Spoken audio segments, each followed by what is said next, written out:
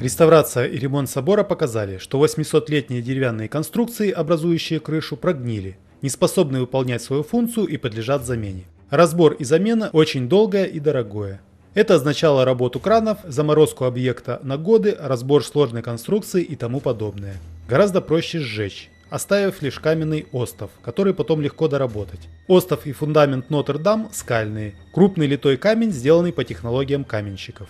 У собора крепкие толстенные стены, укрепленный еще в 19 веке свод и мощнейший фундамент, которым и является по сути весь остров. Горел не собор, а его крыша, вернее перекрытие, стандартные для Западной Европы балки и подпорки. Я видел сообщение в ленте, что собор сгорел полностью. Это, конечно же, неправда, и уже есть масса фотографий и видео того, что не все так печально. Пожар произошел как никогда кстати. Поэтому версию умышленного поджога я бы рассматривал как основную. И этой версии есть доказательства. Смотрите ролик далее.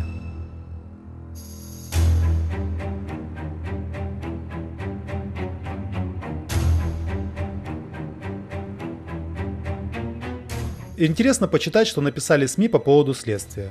Прокурор Франции Реми Эйд заявил, что расследованием пожара будут заниматься около 50 следователей. Те, кто жил во Франции и кто видел, сколько здесь полицейских городах, могут понять, что если верить прокурору, следователей соберут со всей провинции Иль-де-Франс. Такие заявления заставляют думать, что результат расследования уже известен. На данный момент основной версией является короткое замыкание, в результате чего и возник пожар. Вот отрывок из СМИ. Полиция Франции считает короткое замыкание главной причиной пожара в соборе Нотр-Дам. Об этом сообщило агентство Associated Press. Другие версии следствия пока тоже не исключает. Ранее французские СМИ писали, что возгорание началось из-за сбоя в работе электрического оборудования в ходе ремонта. Очаг находился в основании шпиля собора. Напомню, пламя охватило Нотр-Дам в понедельник вечером. Потушить пожар удалось спустя почти 9 часов. Мэр Парижа отметила работу всех, кто спасал Нотр-Дам от огня. Существует такой сервис ViewSurf с записью видео основных достопримечательностей Парижа. К сожалению, записи доступны только за последние 2 дня, и, к сожалению, сервис показывает только 1 минуту каждый час. К счастью, люди успели записать видео незадолго до пожара. Вот смотрите, время 17:05, на крыше видно движение. Люди на крыше что-то таскают. Дальше запись 18:05, и через час на крыше уже вовсю полыхает пламя. Как раз рядом с местом, где были люди. Обратите внимание на силу пламени. Также рекомендую пройти по ссылке в описании и посмотреть эксперимент, в котором французы решили поджечь старинную деревянную балку, подобную несущим конструкциям собора. Оказалось, сжечь эту балку не так просто. Я бы посоветовал этим 50 следователям, если они есть, проверить камеры наружного наблюдения и все-таки пересмотреть основную версию.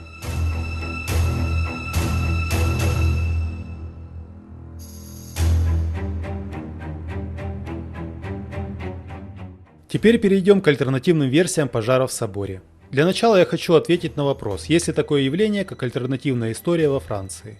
Это явление есть, но это небольшие, часто закрытые группы, которые делятся информацией между собой. Но во Франции эта тема не популяризирована никак. То есть такого явления, как в России, нет. Особенно, когда человек намекает, что историю подменила иноземная цивилизация и контролирует заговор до сих пор, но при этом не скрывает своего имени и фамилию, лица и места работы. Во Франции хоть и демократия, но когда человек открыто начинает говорить, что, возможно, история Франции не такая, как написано в учебниках, на него сразу начинается давление, и человек теряет свою работу. Французские альтернативщики, когда знакомятся с новой хронологией, обычно находят подтверждение аргументов новой хронологии относительно артефактов и документов Франции.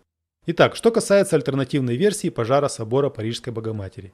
Первое. Когда был построен собор. Официальная дата постройки 1163 год. Вместо единицы часто пишут букву I. Получается 163 год. От чего? Здесь можно взять дату 1492 год.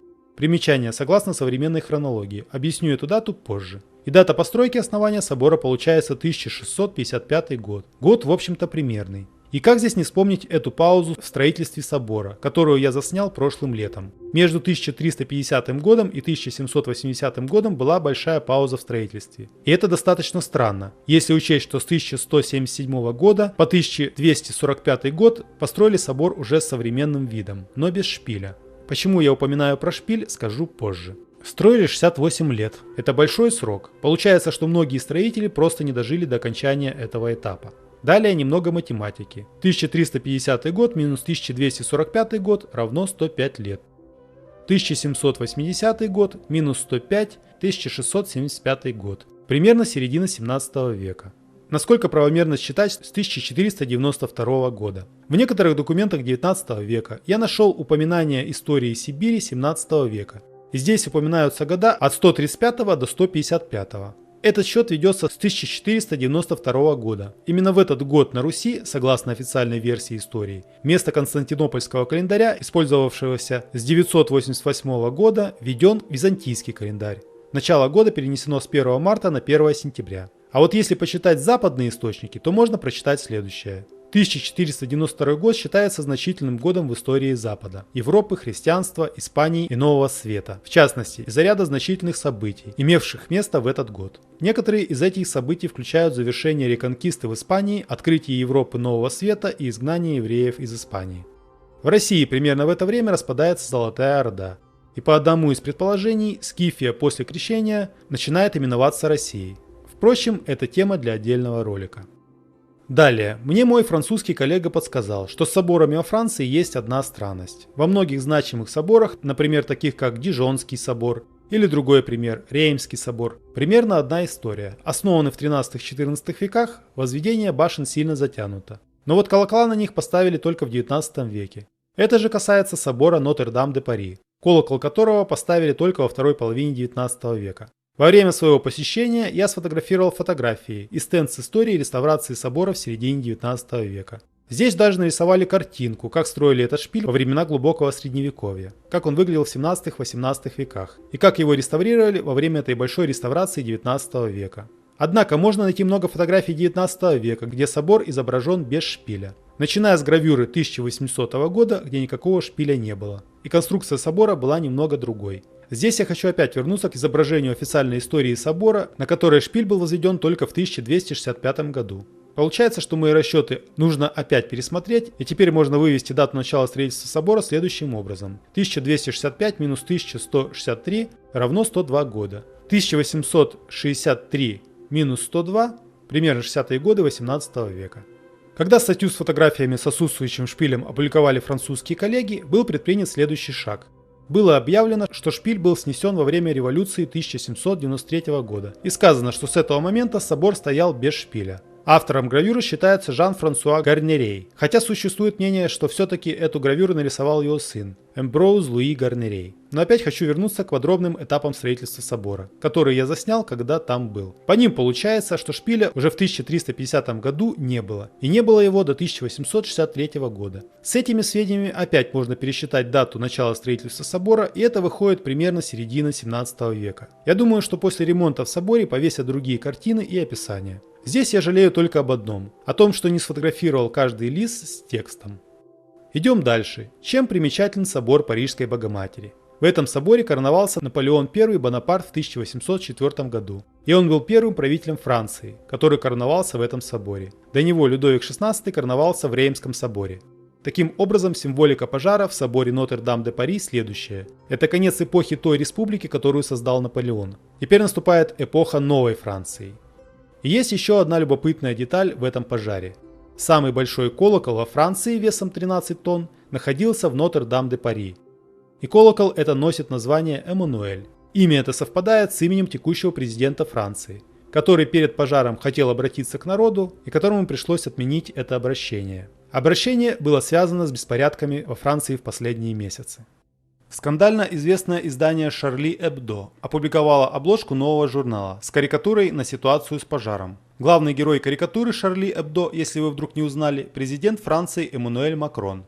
Слева от его изображения написано слово «реформы».